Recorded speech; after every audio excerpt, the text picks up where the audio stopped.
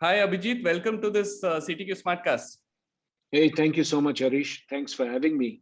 Yeah. So, like I said, it's a pleasure and a privilege to have you on this. A lot of our viewers and listeners follow you. I know that for a fact. And what you write about and what you talk about is very close to our hearts as well.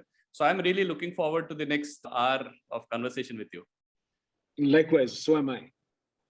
Yeah. So, Abhijit, you work a lot about future relevance for organizations and individuals. So, in that context, the book that you've written and what you have talked about in that book is extremely cogent and important. So, just to give a context for the rest of the conversation for all audience members, can you talk about what these 5 shifts in the hybrid world of work are? Sure. When I wrote Dreamers and Unicorns, this was written pretty much within a couple of weeks of the pandemic hitting the world. And some of the research is actually dating back to just a little before the pandemic. I was contemplating doing a little bit of work around how the world of work is going to be impacted with various forces that are happening. And we look at things like political shifts that are happening. And so you see, and this has happened post pandemic, that you get a US to have a certain kind of a war with China about tech, and they ban some things, and the Indian government bans it.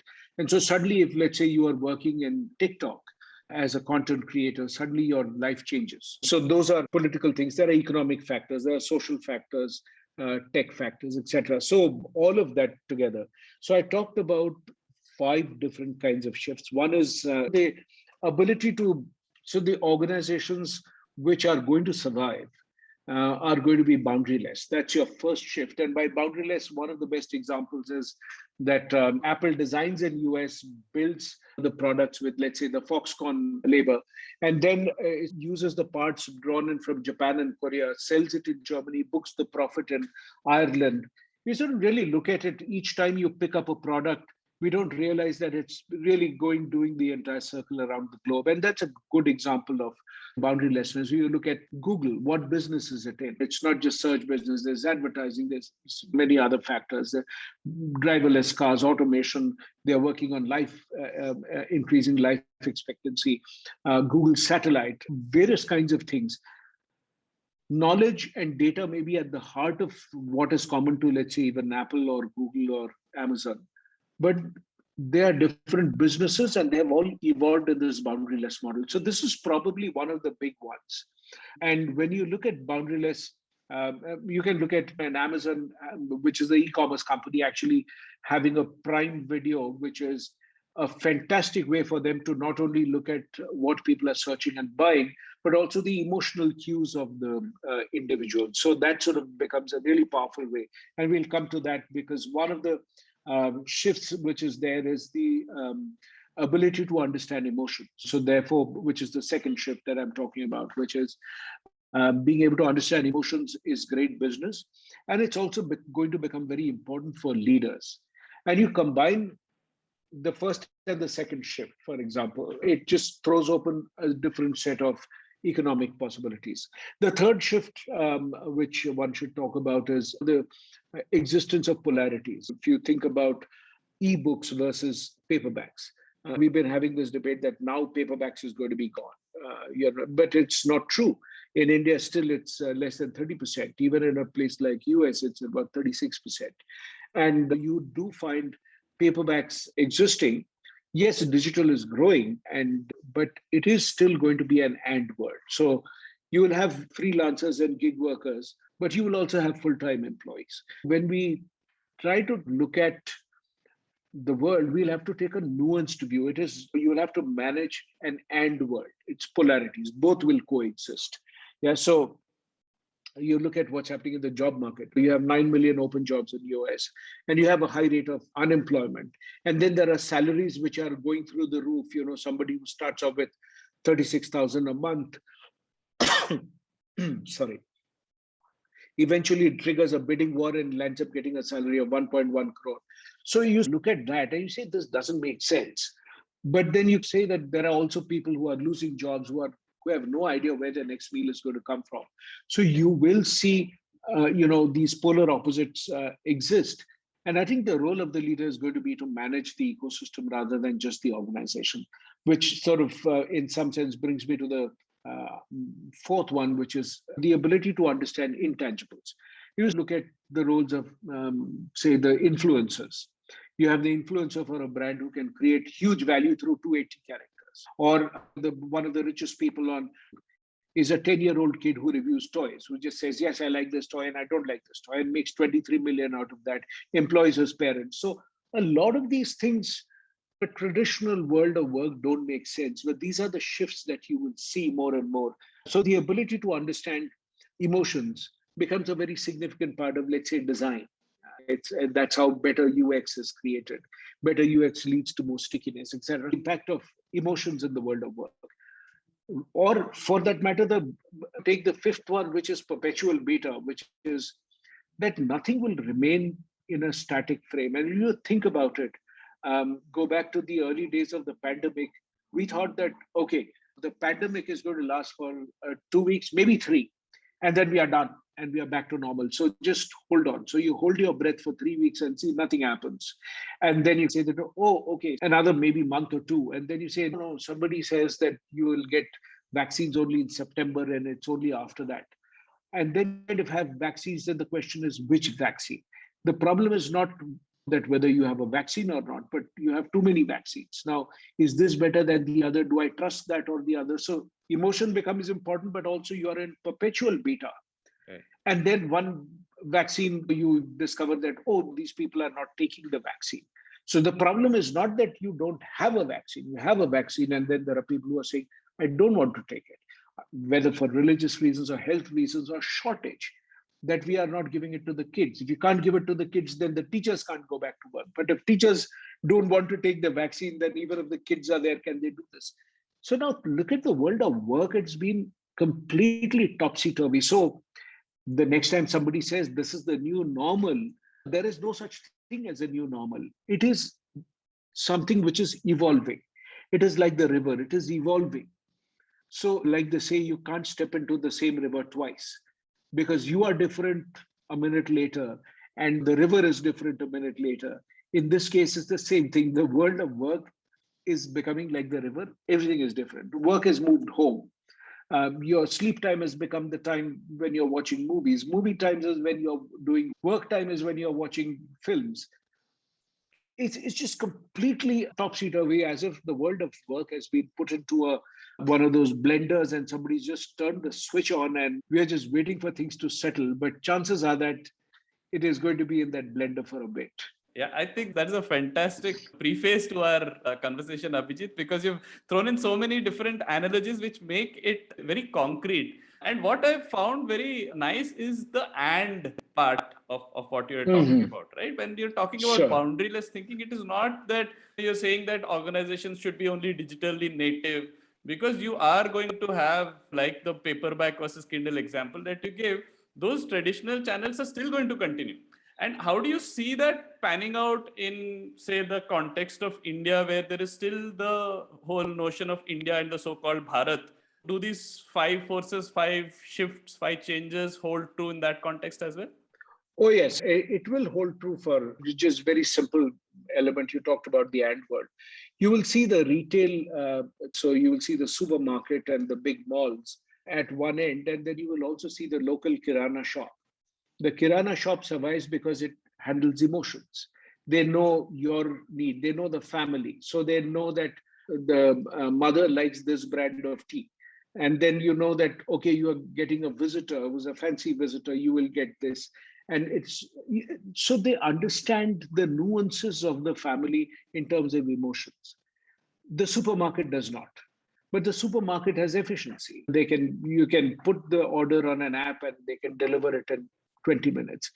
But you are reaching a world where, any one of them is not enough. You are going to need to have not just the app and the digital part of it, but you will also need to have the relationship part of it. So the and world will continue in India as well. And India has always been a very boundaryless setup. We've taken lots and lots of influences and adapted it. So it is a very interesting culture where you don't actually have two distinct blends. Ganga and Jamuna always blend together to create a very different flavor of the water. So I think India is in that zone. So it is a very unique market, and it's got its own set of nuances of social systems. Every region is different. Look at how incredibly super diverse this country is. Every state of India has cuisine where from appetizer to dessert, everything is different. And it'll change by, even within the state, it will change by caste, it will change by family tradition, it will change by dietary norms, it will change by day of the week, that today there is only vegetarian food, or today there is non-vegetarian. In the same country, you will have Navratra, where the Bengalis celebrate it with more non-vegetarian food, and the Gujaratis will celebrate it with vegetarian food. So it's a land of complete extremities. There are people who will not even have onions and garlic, and then you have people who are at the other end of the scale. All kinds of meat is eaten. So it's a super diverse country. So where it will pan out, I think India is going to create a very different model of the world. We have taken different models. So, you've started with an Indian version of, let's say, whichever company, global organization, you see an Indian version of that. Effectively, the survival of any of these is going to be based on understanding the nuances of India. So, for example, e-commerce may have started off being a copycat of Amazon, but at the same time, in India, with the distrust of credit cards, cash on delivery becomes the norm. And now everybody else has to do it. Suddenly, it is not that you are changing the rest of the guys to start using credit cards, but you also say, yes, that is going on. But you now have a very different model of cash on delivery.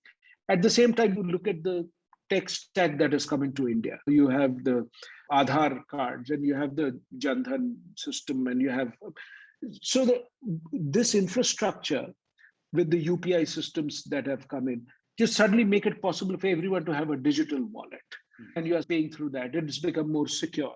So India, in some strange ways, is actually leading the world in many different aspects. Yeah, Abhijit, not exactly a parallel, but trying to draw a parallel. Like you spoke about how you have the entire spectrum. In your individual capacity, you work with startups to, as you say, unicorns to market shapers. So how are different companies of different sizes and scales and of different origins? When you look at one of the things I talk about in Dreamers and Unicorns is that whether it's the startups, and I call them dreamers because they have dreams of growth and they have dreams of what they want to be. And then you have the unicorns where you have national presence, and market shapers as global presence. Right. That's the broad, just to get that. I think each one of them has, what is common to all of them is that now more and more you will see leadership, talent, and culture will become the three growth drivers. The leader has to set the vision. And for example, I'm working with a company which does branding through music. Yeah. And they are now going to go global because they've got some fabulous work done across the world. To grow from dreamer to, let's say, unicorn and then market shaper, they will need to not only build the business, they will need to build the organization. So I think because the world of work has turned into this blender, like I described, with the five forces, they will have to address leadership, talent, and culture with far greater deliberation than what organizations have done.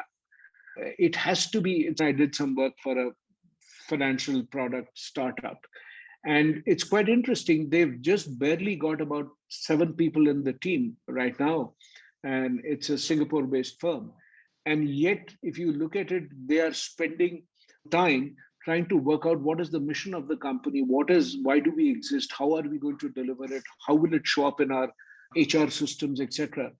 And you would never have seen a startup looking at all these things, because these are always, even a few years back, we would have said that this mission and vision and all that stuff is something that you put on a poster and then forget about it. It's pretty interesting. They are looking at the mission and vision as a way of making choices in who they work with and how they will grow the business.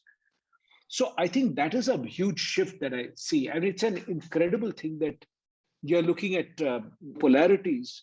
you're looking at the power of the brand. I have, in the last 12 months, or maybe 18 months now with the pandemic, if you look at that, I've had way more work coming in the way of individuals spending big money on building their personal brand, because when they're making career transitions, whether it's from, let's say, from being a individual contributor to a mid-level person, or from a mid-level more commonly to a senior level person, or sometimes through transitions that the person decided not to pursue that particular work, either voluntarily or involuntarily. Both cases are there. You figure out what do you want to do, where are you likely to be more successful, and then after that you build your communication system to tell the world that I'm no longer A, I'm now B. Hmm. So they should start thinking of you. That means crafting your social presence in a certain way, talking to people in a certain way, and building on those skills, and then meeting the clients in a certain kind of a way. It's just a complete reinvention of the ecosystem. Right. So if you pause for a minute, think about it. What we said, the leader of a large market shaper has to worry about the ecosystem, because the largest company has to worry about the government regulation, the FTC, the all the things about copyright infringement and data security. And in Europe, they have GDPR. They have to worry about that. So does the individual. So for the first time, the challenges that an individual faces are in no way different from the challenges that, let us say, the large system is facing. Yeah, Abhijit, that's very interesting, because that's been a recurring theme in some of our Smartcast interviews as well, where we have asked leaders about when is the right time to do this thing around building your culture manifesto. And the most successful people have always said it is always the first thing that you do, because you are going to, all your choices, subsequent choices are going to depend on what is the kind of organization that you want to build. So having that first done first is extremely important, is something that I've been hearing more and more, because otherwise the previous notion was that you wait first, find that product market fit, first address the survival issues, and then you get to this. But not anymore. So this is very interesting trends that we are seeing. Also, the fact that you talked about how the individual social capital that you're talking about, how you build that personal brand, is in no Hmm. way different from how an organization should be thinking. Yeah, you saying something? No, it's just perfect. And likewise for the individual also, the best time to build your personal brand is today. You build your network, you build your brand, you build your skills, you address the ecosystem before you now need to do it. Right. I mean, you always carry that spare tire in the boot rather than to think of buying a spare tire when you have a flat. It's Correct. really Correct. like that. Yeah, Yeah. yeah. Again, excellent analogy there, Abhijit. I think you're perfect when it comes to show, don't tell. You give the right analogy and draw the right example at the right moment. Well, thank you. Which is just extending that question about how leaders are thinking and how they should be thinking about trying to be more future relevant, trying to build their organizations to be more future relevant. If you think of these five forces that we are talking about, to me, it's almost like this Porter's five forces model. It's a parallel to that when I'm talking to you. Acknowledging these shifts are happening is one thing, right? But are there any skills that you're talking about, mindsets that you're talking about, and how do you get better at that? One thing is to say, yes, these are shifts that are happening. These are going to affect my organization and me as an individual. How do I make do those small net practice things that I do to be able to be more confident about handling these changes and actually thriving in these changes? So I would look at a couple of different things to do. One is to build a greater diversity in the talent pool, for the first thing. And now you're looking at many of the large organizations who are saying that you don't need to actually do 4 years of engineering to be able to get the work that you are doing. You can do this particular skill where you build your skill through this little course for short-term courses. You build the skill and then the rest of it you work on the job, and then you build your proficiency in that. So you acquire a basics of the skill, and the job becomes the place where you build proficiency, and that becomes the way of retention. So in some sense, we are seeing that leadership, talent, and culture are becoming more and more cemented, and it's like a concentric circle. And what you are really looking at, I think, as you are getting exposure to other sectors. So I think being able to think about the organization from the outside in is the basic shift. We've always thought that you benchmark for everything. You want to declare a holiday for some XYZ reason. You always call up your 5 peers and say, hey, are you guys doing this tomorrow? And then if most of them say, no, we aren't doing it, you take a decision like that. Today, you will see that even if you are a huge market shaper, some kid sitting somewhere in the back of Beyond can upset your model or can capture a market hugely faster than whatever some of the largest players do. So I think the distinction between the set of things that impact large organizations versus what impacts an individual, they have merged, both in terms of possibilities and the challenges. So if you see that the things about relevance and irrelevance impact the individual, it impacts organizations. Your product market fit is valid for the question for the individual, and it is valid for the organizations. So I think in many ways, this mindset difference that I don't need to invest in it, that's for the big players to do, those distinctions have gone away. And if you look at many of the things that are coming up, there are new models and new opportunities where I think the opportunity for organizations to start experimenting, let's say in trying to identify talent, can there be new methods of doing it? And one way to think about it is you can interview me and ask me, are you comfortable handling a diverse team?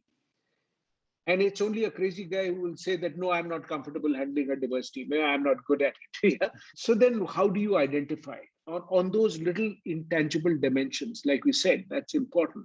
The emotions that get generated in my mind when I work with people very different from me. How open am I? Because it's also eventually a predictor of your diversity and innovation. Your innovation actually comes from a byproduct of that.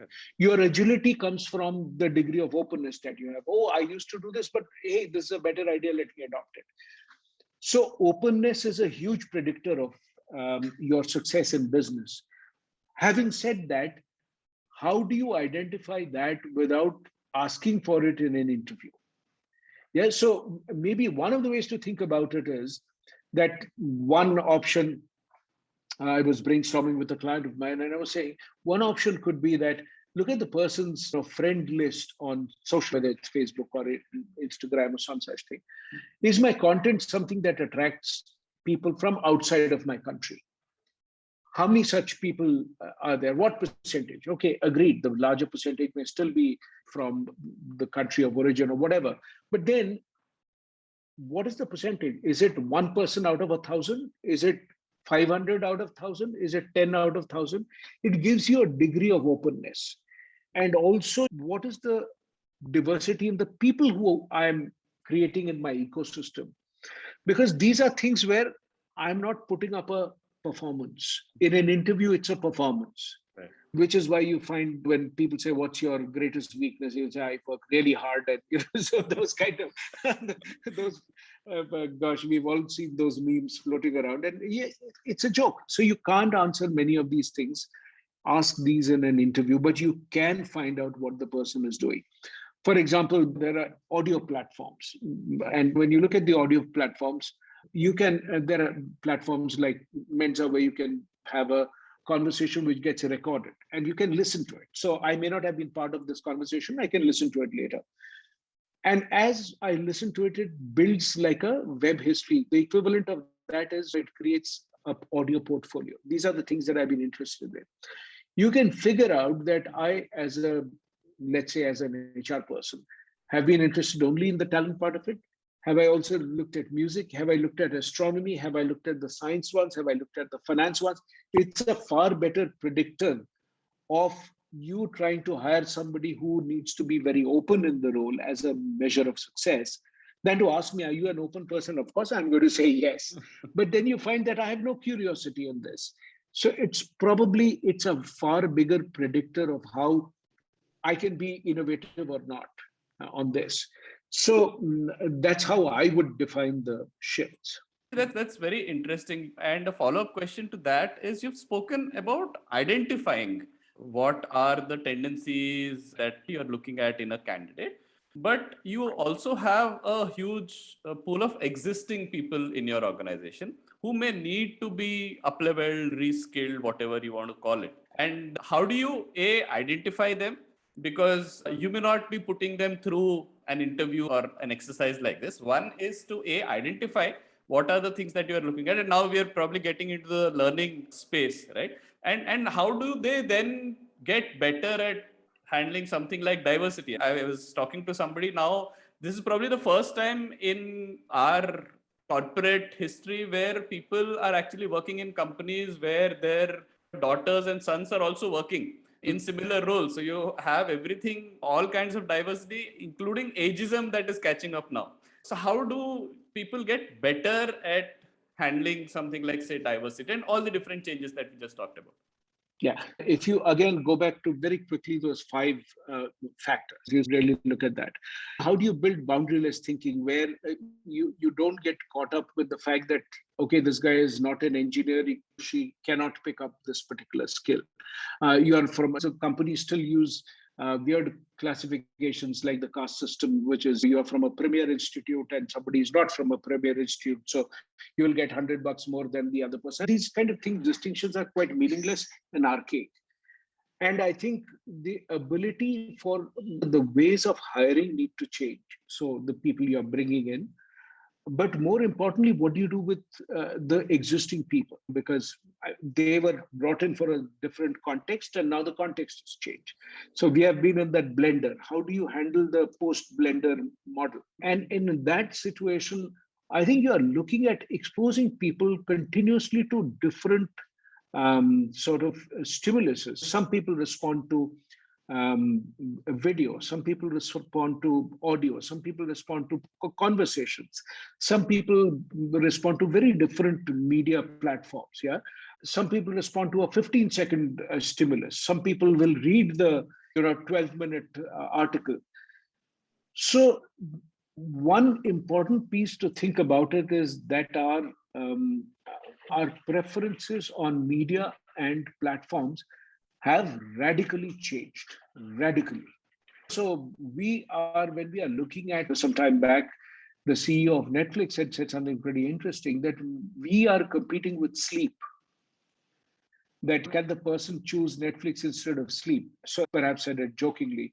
I would really turn back and say that every organization's content today competes with distractions, not just Netflix, but it could be anything, whether it is movies or doing a Sudoku or spending time with the family or getting up and taking a walk or making tea, which I brew for half an hour and I stand and watch it.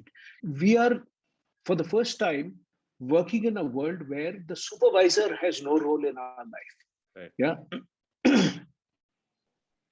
So the role of the supervisor has disappeared, and we are looking at a lot more autonomy. When you have autonomy, what matters is, am I motivated to do the work that I am given? So here is where I think all our hiring systems have so far focused on finding out, can I do the work? So the can model of thinking is, can I do this calculation because I have a math degree?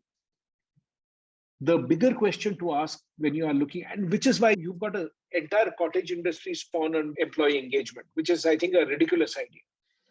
Because if the work is interesting, nobody tells you that you need to go and play golf if you are a golfer. Yeah, let's imagine. Nobody tells you, hey, listen, I'm going to incentivize you. Okay, you better play golf. Okay, you better improve your game. Who incentivizes you when the kid is trying to go from level 1 to level 2 in Roblox? Well, nothing. So there are a whole lot of things. It's a myth to think that human beings need to be motivated through motivational talks.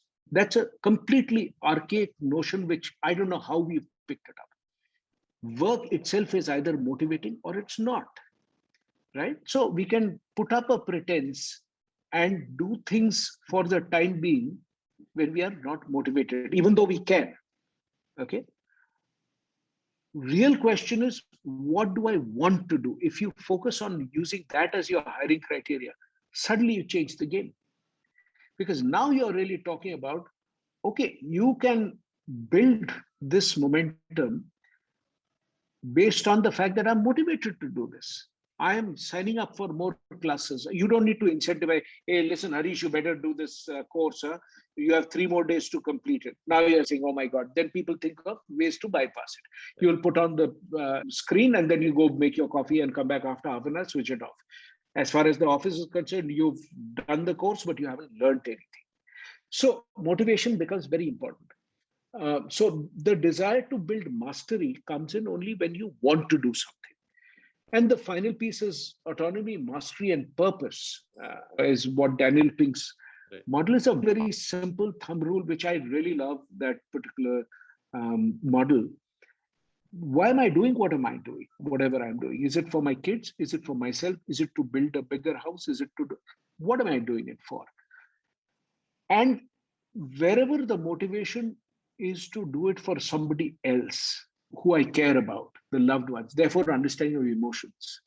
When you do it for somebody else, you are going to be driven to do it on a continuous basis. It's never a one-off. Because if, let us say, I want to do something because I want to buy ABC, it's transactional. I buy the ABC and then I'm done.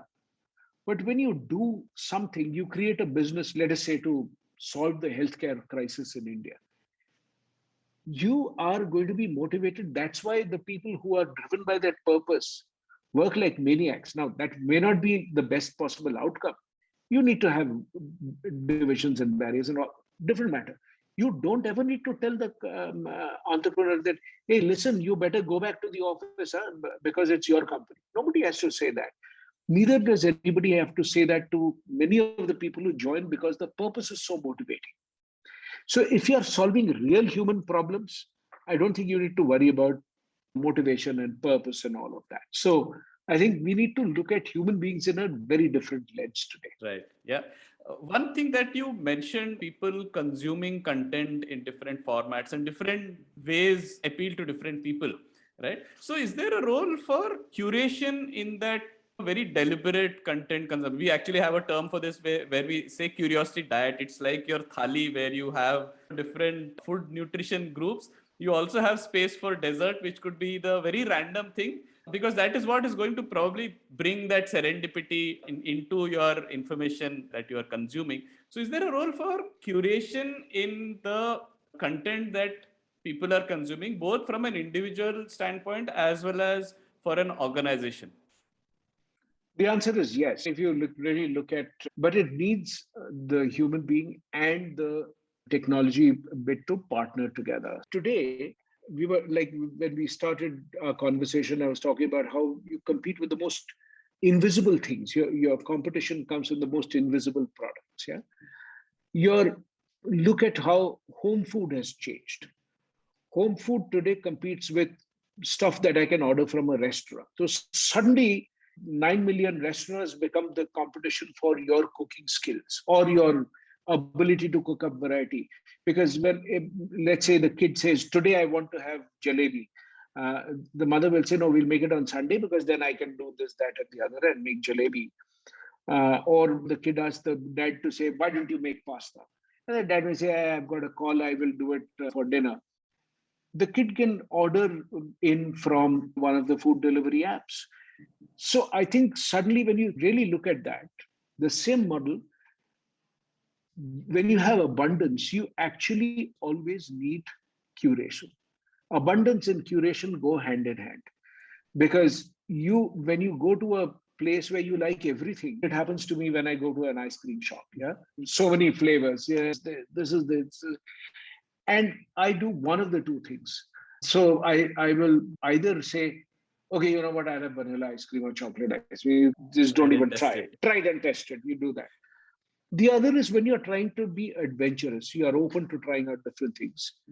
You taste 5 different things, and in my case at least, I am not much wiser, except for the fact that I have tried 5 more little bits of ice cream. However, when the shopkeeper says, have you tried this particular flavor? The other day I went there, he says, this is guava and chili.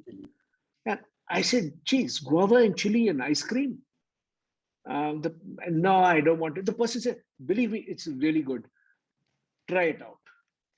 And I was going to say, no, give me the chocolate. And he said, boss, you try it out. If it doesn't happen, this is on me. I landed up having that, picking up a box of it and bringing it home. So curation is the way you will discover the gems.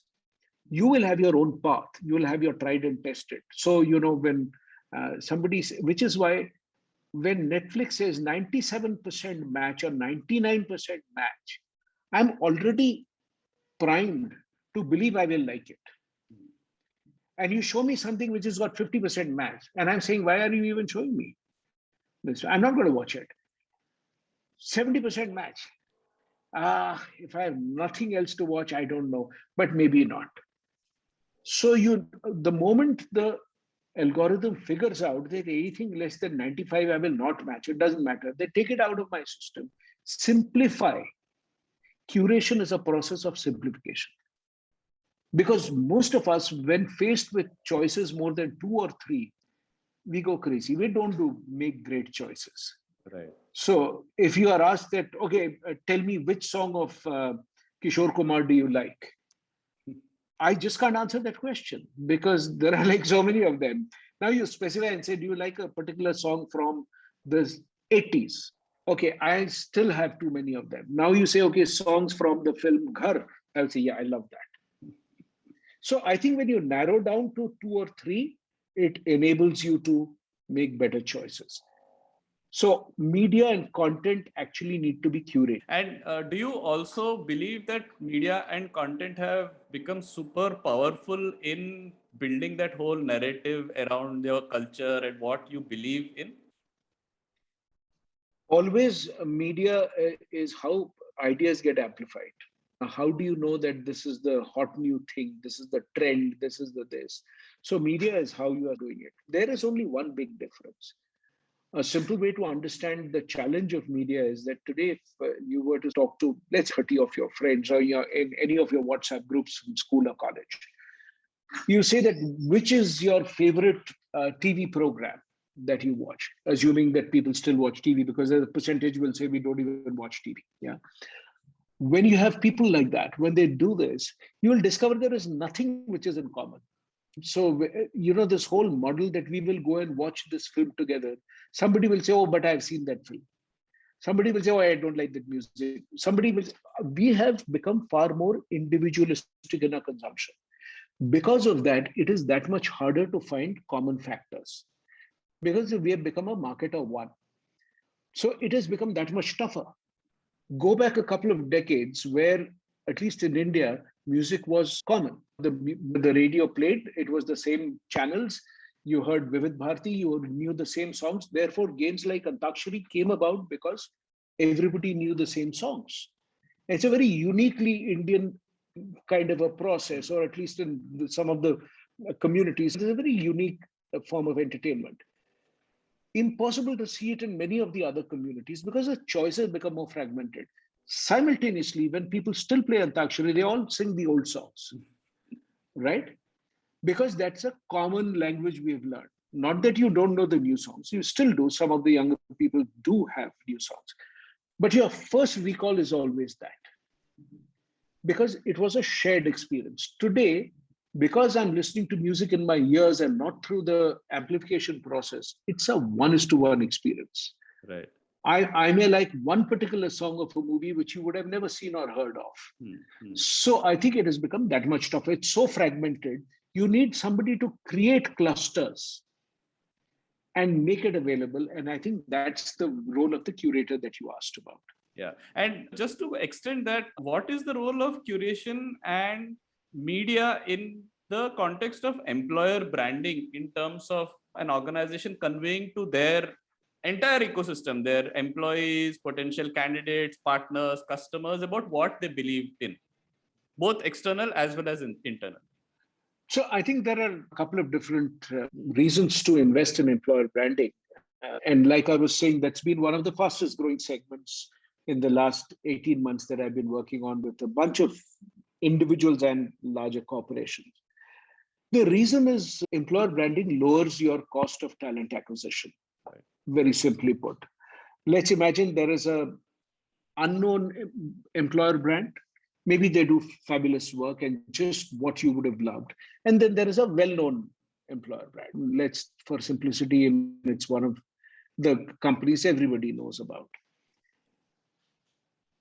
If you took a role, if you had a choice, chances, and to be more specific, let's say the larger, more well-known brand offered you slightly less of everything that was there.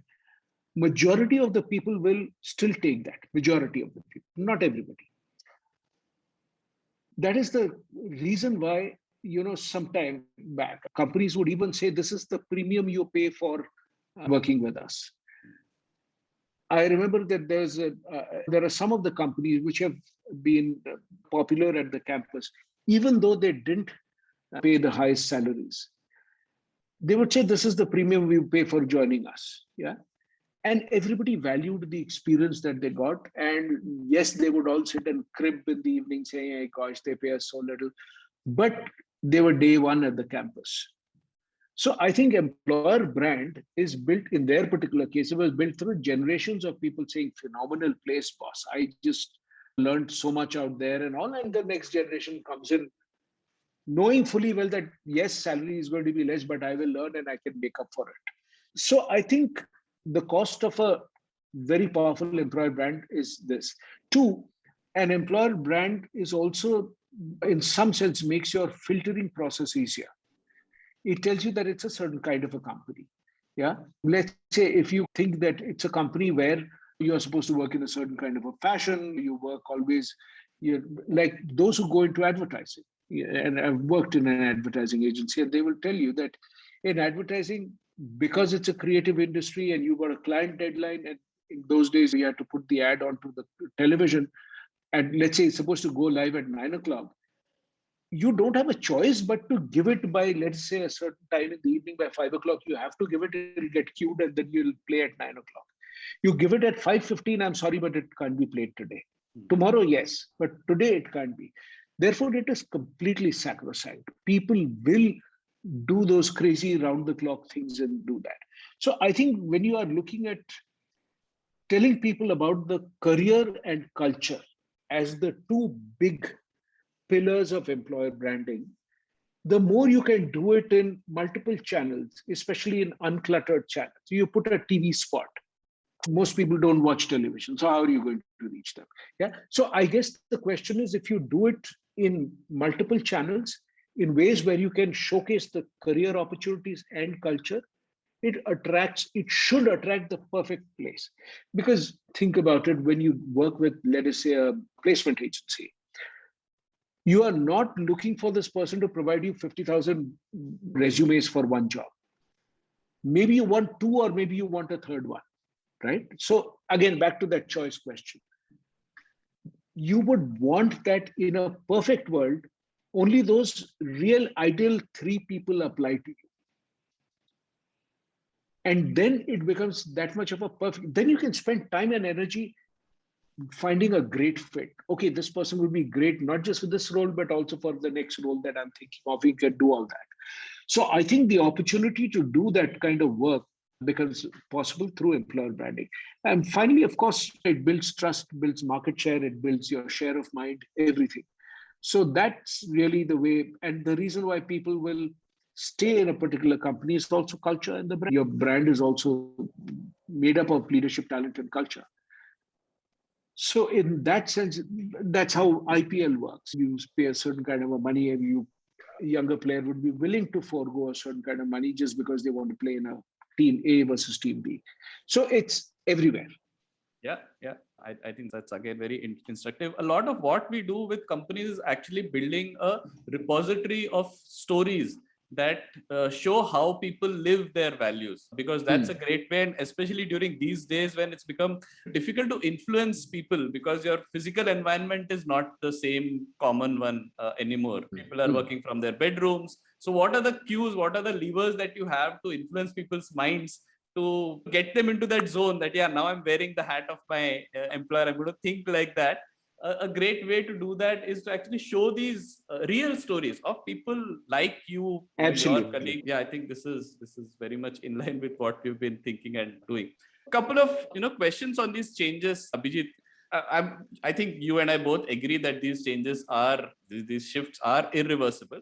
But despite knowing that change is the only constant, humans tend to cling on to something from the past, right? In your opinion, what from the earlier days remains unchanged in this new world of work? Personality of human beings has not changed. That's in fact, which is why I wrote this book called Don't Hire the Best. Right. We try to match people with competencies that you are very good in, doing whatever work you do.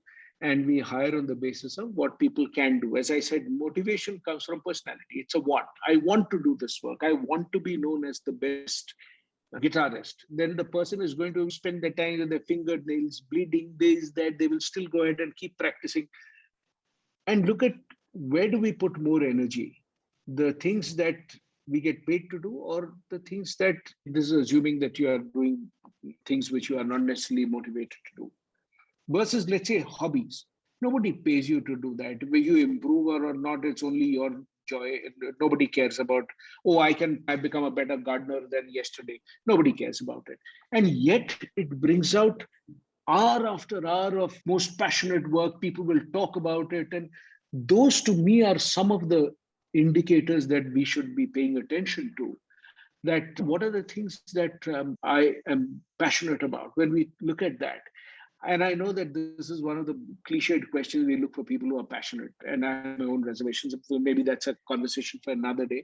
But I think when you look at the kind of things which people are really passionate about, their eyes shine, they get into this, and they always will end up saying that, oh, maybe I spoke way too long for this. I'm sorry about it. I think I got carried away. That's a great indication of what the person is genuinely concerned about or compassionate about, or this is something that the person wants to do and is going to invest their own time and energy to become better. Things that repetitive tasks that I will do on my own just because I want to get better at it is what is a great indication. So therefore, if you see in any field, the people who are at the top of their profession are the ones who don't need to practice. They're already at the top. These are the guys who actually continue to chip away, and from 99 to 99.1 after 6 months of practice, he's improved it by that 0.1. That's motivation for you. There were these videos of Neeraj Chopra floating around of how he was practicing and he was doing this. He's gone through surgery in his right hand, and now he's from there, comes back, picks up the skill, retrains his hand, so to say, and wins the Olympic. See, it's not winning the thing at my neighborhood playground. Right. You're just changing the arena in which the guy competes. That does not happen only through skill. Skill is a very small component of this whole thing. It is skill which is propelled by that motivation and absolute desire that, my God, I will give it every ounce of my DNA to make it work.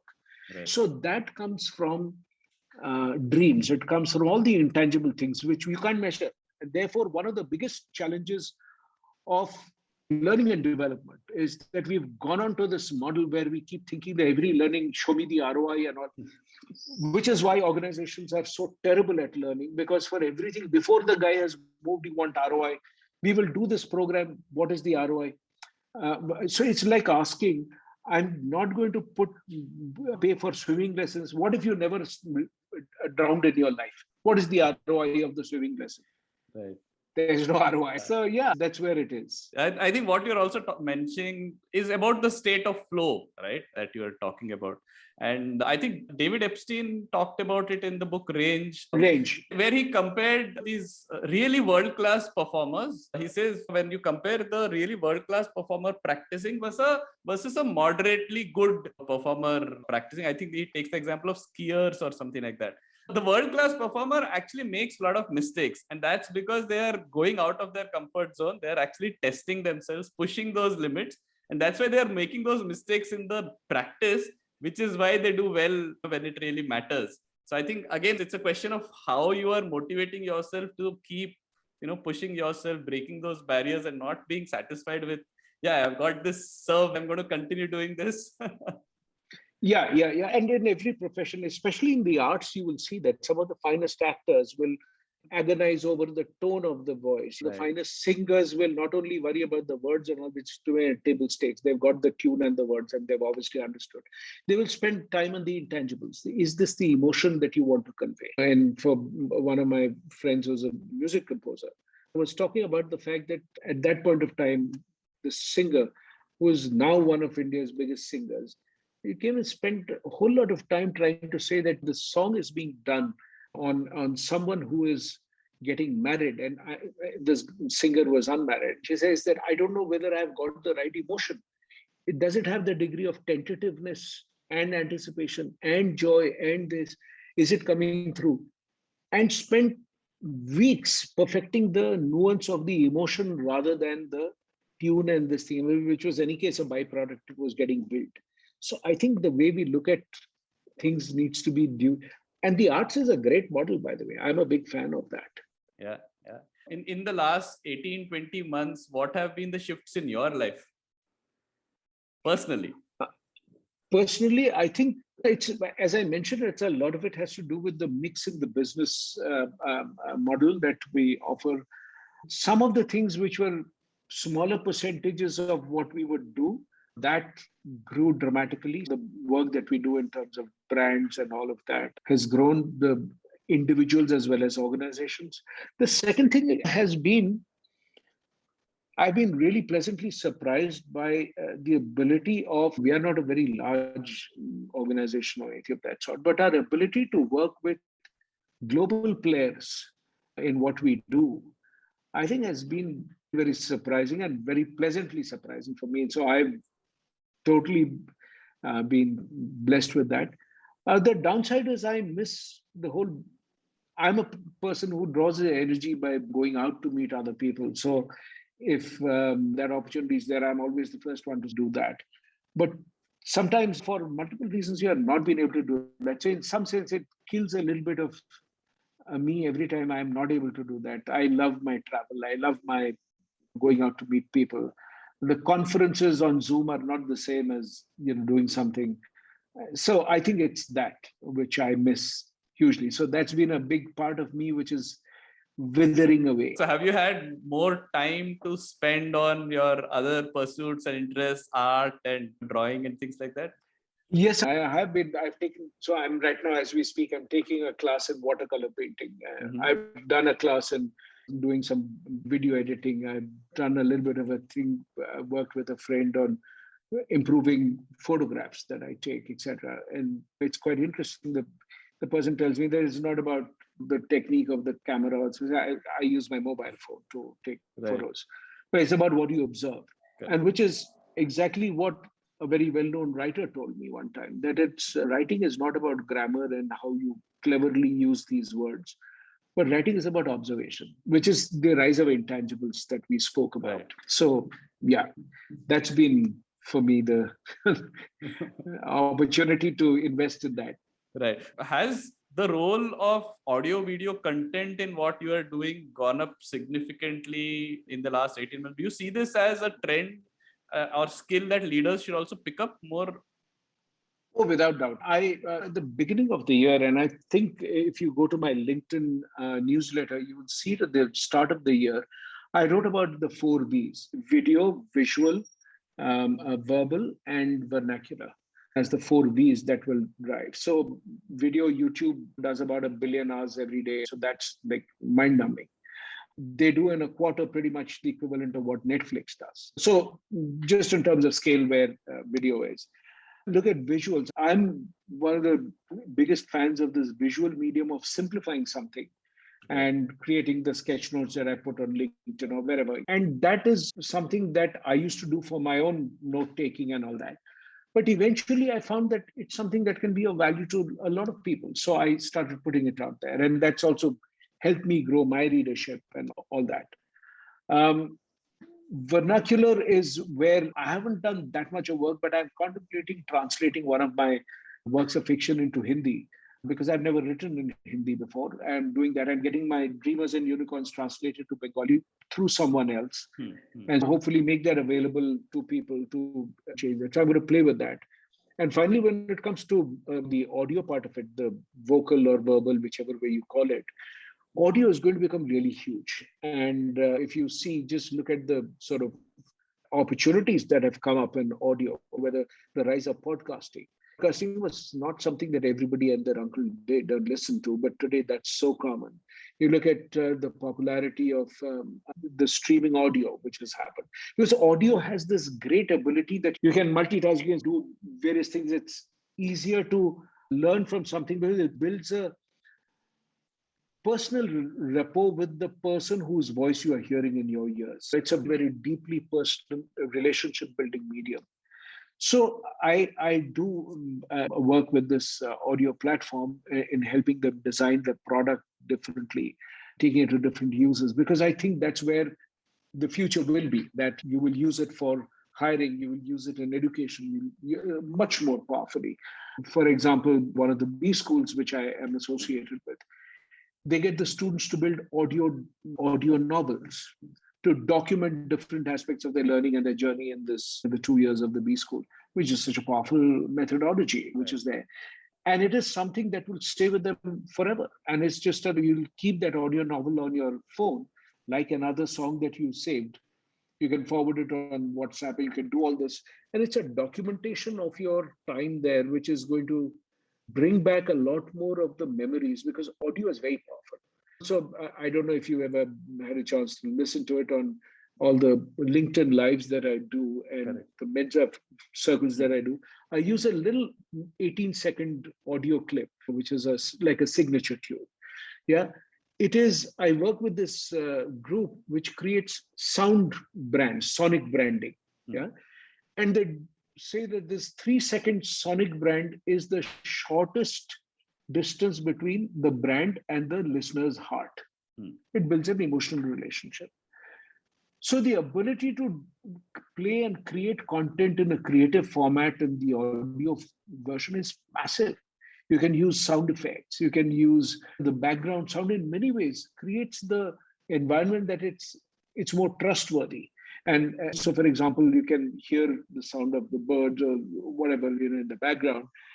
And while traditional audio tries to make it a clean audio, but today there is a lot more focus on authenticity. So, for example, one time when I was interviewing Annie Murphy for my LinkedIn Live, suddenly the power went off.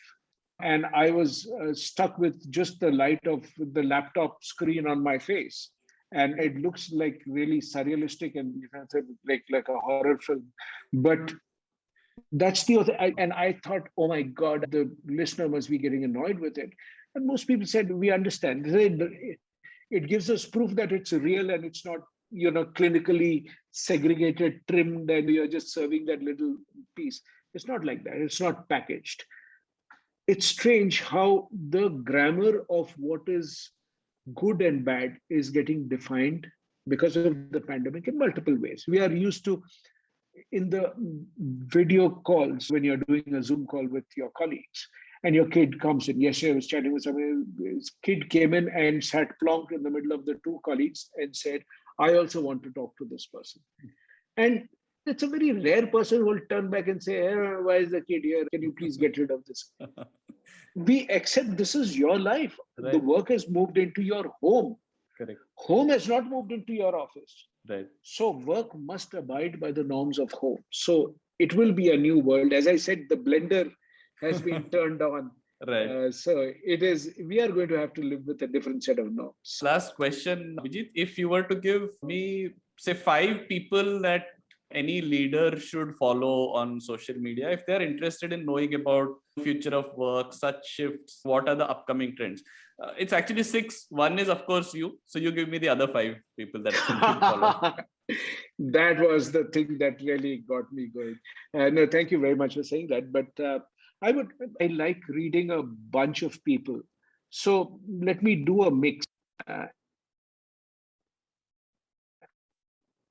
Mix of some of the regular writers. So I'm a big fan of reading the work of people like Daniel Kahneman or Harish.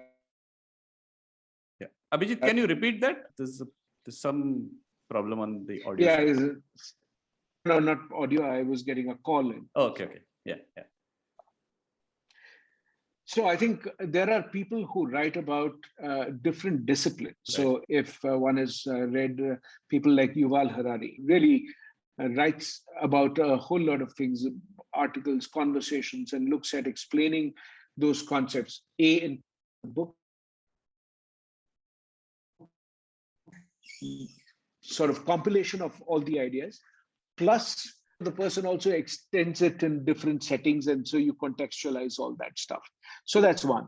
The second piece that I would think about is I've been reading stuff on so sense making related books. A lot of the writers, that just is a great way to understand where the world of work is going to go. People who write on anthropology, different ways of application of that into that. So that would be a great way to look at. I look at Kahneman kind of as one type of social anthropology, or Harari's work as one, which are there. Then I would look at, I recently was very fascinated by the work of Gillian Tett. I read a couple of articles and things like that, watched a lot of her talks, which is making sense of things like how do you begin to understand cultures which are different and make sense of cultures and organizations and display, and to look at things like that and use anthropology. So it's written Anthrovision and working out of silos, why silos kill organizations. So that has been one other book that I would recommend, which has been recent on my mind. And then I would say that I think a lot of business leaders do read business books. So I'm not sure if any of these would be brand new recommendations. They would have seen many more of this. But I think when you start to look at using, so why have I chosen the first couple of them? What is common to them? So if, assuming you've read all of them, and which I am going to assume that everyone has. But I would say that using humanities as a lens to understand organizations is perhaps the missing strand, where you look at learning, the ability to understand different kinds of disciplines. How would a psychologist look at this? How would an anthropologist look at this? How would a literature student look at this? And which is why I think if you said do 3 books on those kinds, those 3 categories, social anthropology, then I would say I would do another 2 or 3 books on reading a variety of people who write fiction, great literature, not popular fiction. That's not very helpful. But if you read really true literature, and I've found that reading some of the writers that my favorites, whether it is Satyajit Ray or Sunil Ganguly and a whole lot of Bengali writers, Asha Purna Devi, Shivani in Hindi, or Premchand, that don't worry about whether that context is right now or not, and you would do this or you wouldn't do this. This would never apply. Actually, it's just reading fiction in general helps you to understand human behavior in very powerful ways. So I would always recommend business books. People read a plenty, but reading fiction, I think, is a great way to build that. Learning about design, not because it's going to give you a great payback. Again, when you're looking at learning, don't read anything with any ROI in mind. That's a sure killer of, because you'll keep thinking, I read that damn thing, I'm already into 200 pages and I can't think of where I will use it, which is at all, because they just miss thinking that where will I use it? So I do that. Now there are so many, if you don't enjoy reading, watch a variety of YouTube videos of all kinds of people. There are economics, those who write about that, those who write about the blend of different disciplines. Looking at that, economics and design, digital ethnography. There are so many new disciplines which are coming up. I think that just, you can run out of topics to choose, because you'll never run out of topics to choose, because the new disciplines getting created which are at the intersection of multiple disciplines. So I think it will be something like that. So it's a very fuzzy response, but I hope it helps. Yeah. I don't know if you can see my Adventures of Feluda in my bookshelf there. See, this is the first big reason why I decided to say yes to doing the podcast. Uh, I was just such a fan of Feluda. When Feluda turned 50, since we are talking about it, I wrote a book. Boria Majumdar brought out a compilation of things about Feluda. So I wrote a little piece for that, which was so much fun to. So I read through all his stories in one shot and then wrote a couple of Right. things that I Yeah, really liked. yeah. So Abhijit, to end this, we usually ask our guests their hot takes on the future relevance of the things that we ask them about. So it's not like a rapid fire, but you can take your time. But it's a hot take that I'm looking for. Okay. Yeah. So what do you think is the future relevance of physical office spaces? It will be an and world. So you'll never have a scenario where it's going to be either this or that. And different organization, depending on the business, will work out their own modalities. Some will do it, teams, they will bring teams inside. Some will bring by geography, some will create hot offices. It is not going to be one uniform size that you go to the office or work from home. I think that binary model is not there. It is going to be a nuanced and world. All of them will survive. Okay. What do you think is the future relevance of books? Oh my God. Books may or may not always look like books. Today, for example, audiobooks are there. You have videos of various kinds. You have podcasts. You have these little snippets, live audio. So it is going to be many different things. Again, as I said, that I'm a believer in what works for you. Sometimes conversations are very powerful ways to look at it. So things which offer opportunities for conversations are going to be coming in more. If you look at commerce, e-commerce is moving towards social commerce, that you live stream something and then the person decides to buy it. I think you will see learning and development go towards that live stream. I'm doing this now, you do it with me, and then you learn it. And then maybe we have a follow-up conversation and you firm up the thing, you implement it. So it's going to move in that direction. Right. Okay. What is the future relevance of B schools in India? I think B schools, any structured learning has its relevance in giving you a jump start. So if you had to learn the language, if you have to learn the English language, you have to learn the alphabet and you have to understand grammar, the basics. How does the sentence get constructed? What's a poem? What is a limerick? How is this different? And what is the syllable that we are talking about? Once you understand all of that, then you can solve it in different ways. You can apply it in different ways. If you didn't know a language, there is no way you either read it or comprehend or communicate with it. Yeah. So I think when you are able to look at B schools as providing that, so two things will happen. One is B schools become that initial starting point. But I also think that the method of B school education will change quite dramatically. And it becomes a place where you build your soft skills rather than the hard skills. I think hard skills will move out of B schools and you will go to B schools to learn how to negotiate better. You will go to B schools to understand how to learn better. You will go to B schools to understand how do you solve conflicts between friends. Those are some of the social skills you'll pick up in a B school, not necessarily because the hard skills and knowledge changes so rapidly. It's going to be very hard for B schools to keep up because there will always be 5 new disciplines you've never heard of and you say, my God, you don't even know about this. So it will always happen.